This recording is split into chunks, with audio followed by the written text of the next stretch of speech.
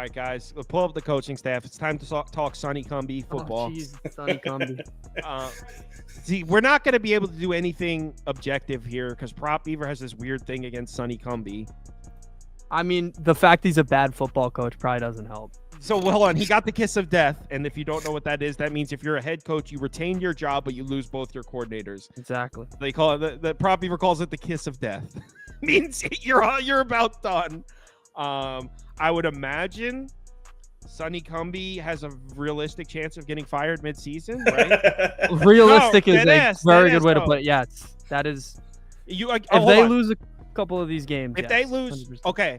If after that Middle Tennessee game in week 5, I guess that would be week 5. Yeah, that would be week 5. Oh, yes, it's week 5. So, if they lose that Middle Tennessee game and drop to 1-4, he's out right there. Yeah, that's. He needs that's a weekday game too. Definitely a weekday game. You can get fired on a weekend. 100%. Yeah, well, he's fired if they're 1-4 after Middle Tennessee because I honestly think they lose on the road at FIU. Yeah, I think we talked. I don't think Tulsa will be a game they win, even though Tulsa's not the strongest team. I don't like this team, and I was surprised when we looked at how good some of their players were last year, but they lost everything, so it doesn't. Yeah, really go to the subtractions additions, please, sir. They brought in a running back that has a lot of question mark. Yeah, they. Well, they brought in Ty Hughes. They brought in Ty Hughes, who was like a JUCO, and I thought he was going to start, but he said he's still starting Jack Turner, who pretty much sucks. So Jack Turner was actually pretty good. He was okay. He was like 5 touchdowns, 5 picks. 5 touchdowns, 1 pick, like 5 touchdowns, 5 picks.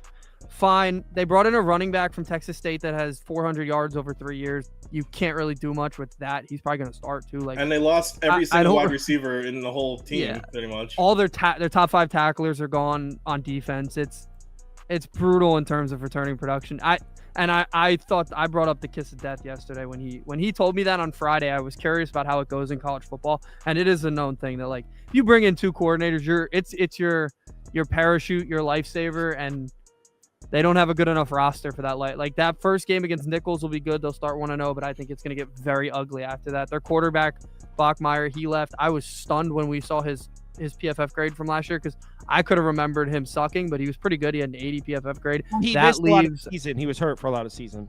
Yeah, but it still means he played well when he was on the field. That's surprising. I didn't see I bet La Tech. I didn't think he was good either. I wasn't particularly impressed with him. I'll say that. So you see, Prop Beaver's got the graphic on the screen. 120th in returning production. Just 10 returning starters on the entire team. Now go to the addition subtraction where you can see the players, and you can see the players they lost. Like a lot of their most important pieces from last year. Bachmeier, as he mentioned, running back, receiver, quarter, definitely took a hit. And the scary part is they lost a lot of their main pieces on the offensive side of the ball. And the reason I'm saying that's the scary part is that's the only thing they did halfway decent was move the football. They couldn't stop anybody. Go down to Prop Beaver, scroll to their total defensive numbers. It says total defense, run defense, pass defense on the left side.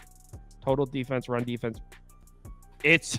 Look at that run defense. A 131st in the country in effective rush, 131st in yards per carry allowed, and that's against a Conference USA schedule.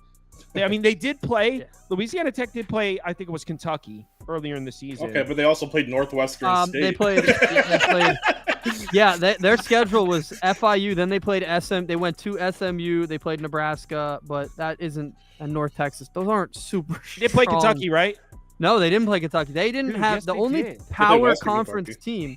The only power conference team that they played was Nebraska, and they actually didn't get blown out. They only lost by 2 touchdowns. Hold on. I need to go to Kentucky's schedule and see who I'm thinking of right now. They allowed 33.5 points per game. That was the most in the Conference USA. Allowed 418 yards per game. That was the most in Conference USA.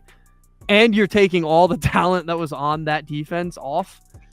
Yeah, the numbers are probably going to dip. If you look at it, remember the Coldest Crawford from Nebraska? They got him now. He signed that stupid ass NIL deal with the air conditioning company. It was awful. He's not very good. They got a bunch of freshman wideouts or redshirts. It's not going to be a good offense. So yeah, this is a fired mid-season coach. Something you can point out though, and this could be a huge. Go to Jack Turner, kept clean and when pressure because Jack Turner did play last year because Bachmeier was hurt, missed a chunk of the season. Jack Turner is surprisingly poised under pressure. Look at that pressure to sack rate. A-, B- QB. And by the way, if you're wondering where these grades come from, it's percentile. So A+ would be like 95th or above percentile. 85th and 95th is A, et cetera, et cetera. So he's actually got better looking numbers. Now he doesn't get the ball downfield, but when you're playing on a bad football team, having a quarterback that can handle pressure is a positive. Now I'm grasping at straws here, trying to think of anything positive to say. It's going to be tough sledding. Yeah, I mean, the only positive I see is, I mean, Shelton, Willis, and Crosby were hurt for their running game most of the year, but I don't know. So they're going to get Denario Davenport Jr. is going to come in from Texas State, like Andy said, but who knows how he's going to be. I mean, he didn't have any starts there. So yeah, he was RB2 at Texas State. Right. Is he a game changer? Yeah, I don't 400 yards over 3 years is not. Yeah. So, all right, let's go to the schedule because this is where it gets a little weird because based on what you're looking at on paper, you should say like, oh, Sonny Cumbie's coaching in desperation mode for his job. So you want to look towards the under. Does I see a lot of winnable games on their schedule, though? Let's pull it up here. Yeah, well, they open with Nichols, so that helps.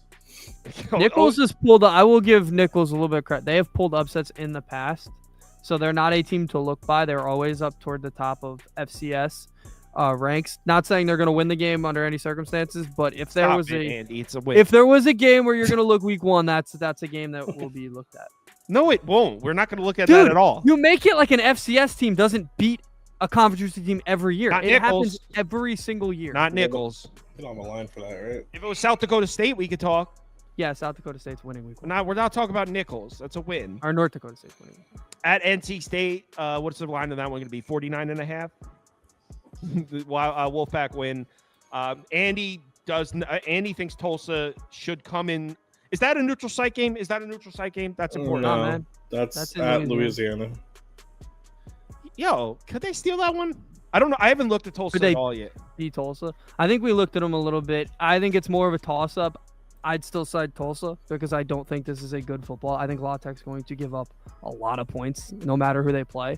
So I think it's a toss-up that I'd lean Tulsa, but let's call it a toss-up. At FIU is a loss. Middle Tennessee home. That's a win. Middle Tennessee's bad, bro. That coaching staff, their offensive coordinator is from the XFL. Dead ass. He's a pro. That's a pro. I don't know. They're a reputable organization, so they practically brought in Vince McMahon to be the OC. No, they're all Middle Tennessee. Dead ass. Their OC is from the XFL. Didn't they win the whole thing though? Didn't we go through that? Yeah, they had the number one defense, the Houston Roughnecks. Number one defense in the XFL. Not bad. They actually had that in the notes next to them. They're like number one defense, Houston Roughnecks. They like had that in his bio. Like awesome. What's next? Like over 19.5 Stone Cold Stunners delivered. All right, so I think that home Middle Tennessee's a win, which puts us at 2.